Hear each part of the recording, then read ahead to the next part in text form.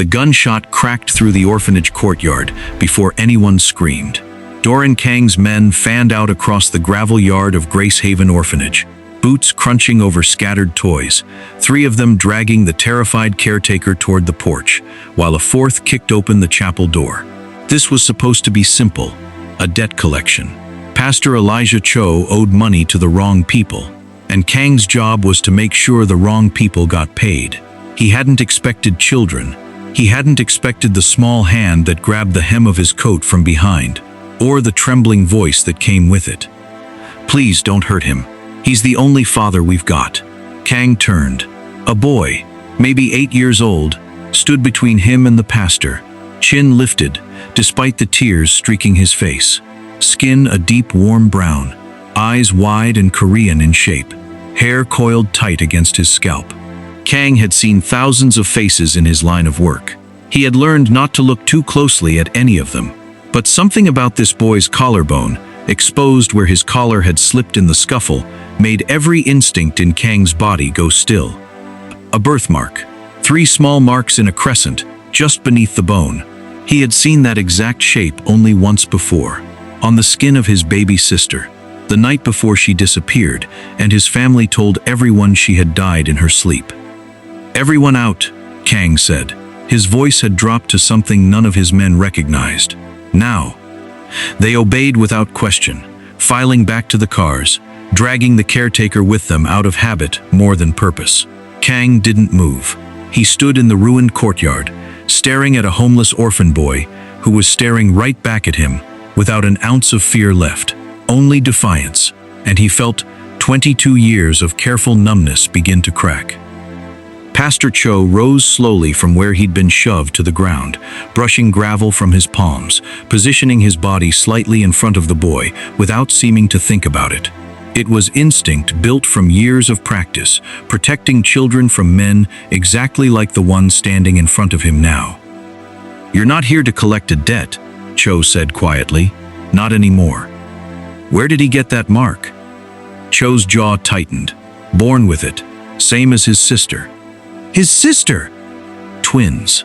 Cho's eyes flicked toward the chapel doorway, where a small girl now stood watching, identical crescent scars visible on her own collarbone in the porch light.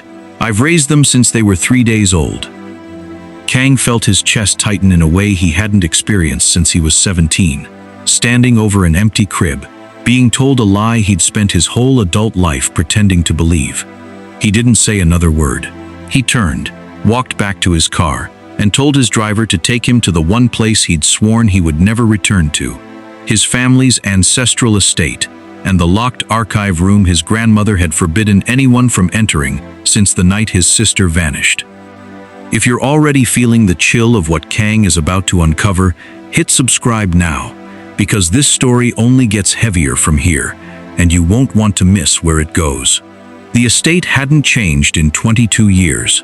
Kang moved through the halls like a ghost revisiting his own funeral, past photographs of a family that had rebuilt its reputation on the bones of a secret nobody was allowed to speak of. His grandmother was gone. His mother had passed 2 years prior, taking whatever guilt she carried to the grave with her. But the archive room was still there, and Kang still remembered where the spare key was hidden, tucked behind a loose brick his sister used to hide her diary in when they were children. Inside, dust coated a room frozen in time. Ledgers, photographs, a single manila folder marked with his sister's name, Soo-yeon, and a date that didn't match the death certificate the family had filed. Kang's hands shook as he opened it. Adoption paperwork, forged. A hospital record showing twins delivered, both listed as deceased, both signed off by a doctor who, according to a newspaper clipping tucked behind the file, had been arrested 11 years later for falsifying infant death certificates in exchange for cash payments from wealthy families who wanted certain children to disappear. Wanted them to disappear because of what they looked like. Kang's sister hadn't died giving birth to stillborn twins. She had been forced to give up 2 living children because their father was a Nigerian exchange student their family considered an unforgivable disgrace, and the Yoon family, business partners and moral enforcers of the social circle his family desperately wanted to belong to, had made the arrangements personally. Chairman Yoon. The same Chairman Yoon who sat on charity boards, who funded orphanages publicly while erasing inconvenient children privately, who had spent 2 decades building a reputation as a benevolent elder statesman while systematically trafficking infants whose existence threatened the appearance of purity his social class demanded. Kang sat on the floor of that dust-choked room and, for the first time since he was 17 years old, he wept. 3 days later, he returned to Gracehaven Orphanage without his men, without his usual armor of menace, and knocked on the chapel door like an ordinary man asking for help. Pastor Cho opened it, unsurprised. "I wondered how long it would take you to come back." "You knew," Kang said. "Not just that they were mixed. You knew whose children they were." Cho stepped aside to let him in, glancing toward the small dormitory hallway where the twins were sleeping. "I was the hospital chaplain the night they were born. I watched 2 nurses carry them out a service entrance instead of the nursery. I followed them because something in my gut told me not to look away, the way everyone else in that building had learned to look away. I found a man about to hand them to a broker who arranges private infant placements for families who want certain complications erased quietly. Why didn't you go to the police?" Cho's laugh was hollow. "Because the man handing them over was a district judge, and the broker's client list included 2 city councilmen and a hospital board director. I was a 26-year-old chaplain with no proof and no power, so I did the only thing I could do. I took the children myself, told the broker I'd handle their disposal quietly through the church, and I never let them out of my sight again." 8 years, Kang said. "You've protected them for 8 years. "I've hidden them for 8 years, Cho corrected, something raw breaking through his composure. "There's a difference, and God knows I've asked myself every night which one I actually chose. Hiding them kept them alive. It also kept them from ever knowing who they are, where they came from, whether anyone in this world was looking for them. I told myself silence was love. Some nights I still believe that. Other nights I think I was just as afraid as everyone else." Kang understood that fear better than he wanted to admit. He had built an empire out of never looking too closely at anything, and it had cost him the one person who might have needed him to look closer 22 years ago. "I want to protect them," Kang said. "Properly. Not hiding. Protecting. You're a mafia boss. I'm their uncle."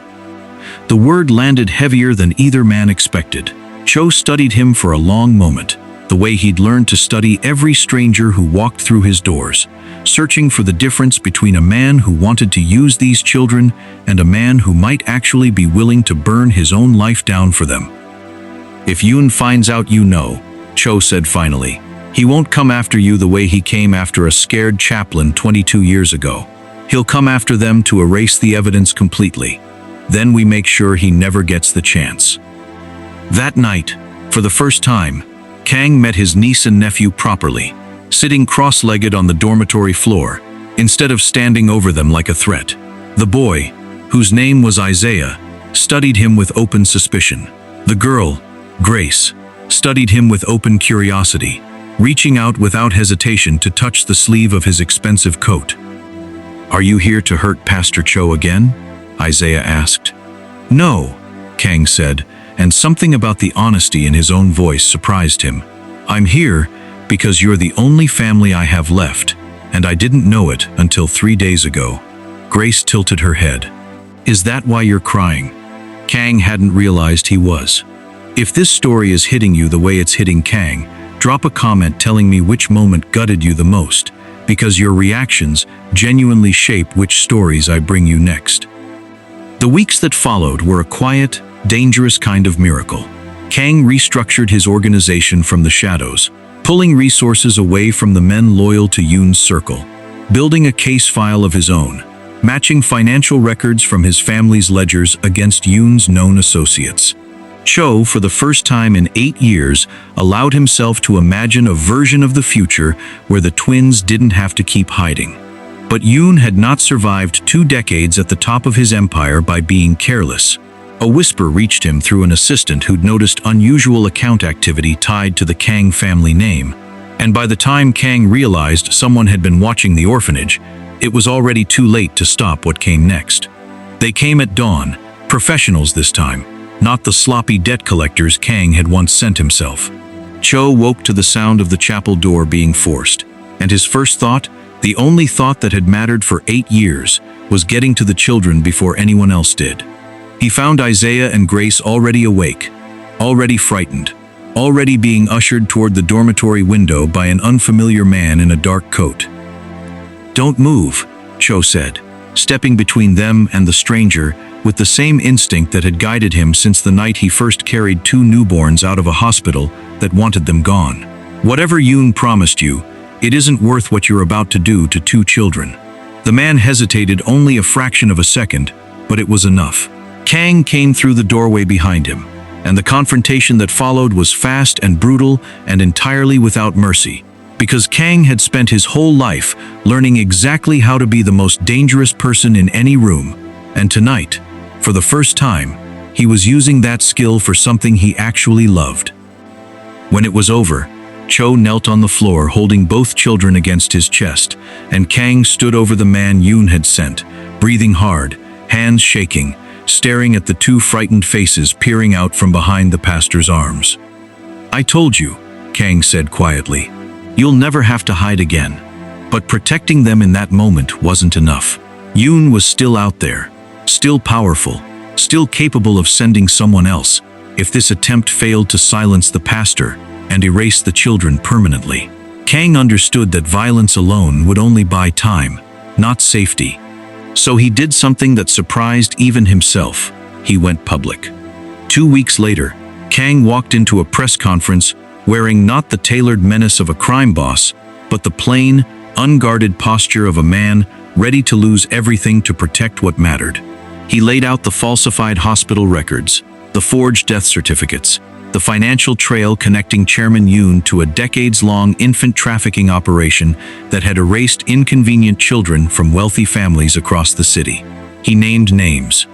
He named the judge, the broker, the hospital board director who had all profited from a system built on the assumption that no one would ever look closely enough to notice. Reporters asked why a man of his reputation would risk his entire empire to expose this. Kang looked directly into the camera. "Because 22 years ago, my family let this happen to my own sister, and I spent every year since then not asking questions I should have asked. I'm done not asking. These children are mine to protect now, publicly, permanently, no matter what it costs me." Chairman Yoon was arrested within the week. His empire, built on decades of curated respectability, collapsed the moment the truth became undeniable. And in the quiet aftermath, Kang stood in the chapel doorway of Gracehaven Orphanage, no longer a shadow in the courtyard, but a man who had chosen, finally, to be seen. Pastor Cho watched him from across the room, exhaustion and something like peace settling into his face for the first time in 8 years. "You didn't have to burn your whole life down for them. They're the only good thing my family ever made," Kang said. "I'd burn it down twice." Isaiah ran to him first, no longer suspicious, no longer guarded, wrapping small arms around Kang's waist, the way children do when they finally decided someone is safe. Grace followed, tugging on his sleeve until he knelt to her level. "Are you staying?" she asked. "For as long as you'll have me," Kang said, and for the first time in 22 years, he meant every word of a promise he made. If this story moved you even half as much as it moved me writing it, smash that like button right now, because it tells me you want more stories like this one. And before you go, tell me in the comments what you think happens next for Kang, Cho, and the twins, because your comments are what keep this channel alive. Subscribe if you haven't already, turn on notifications so you never miss the next one, and I will see you in the next story.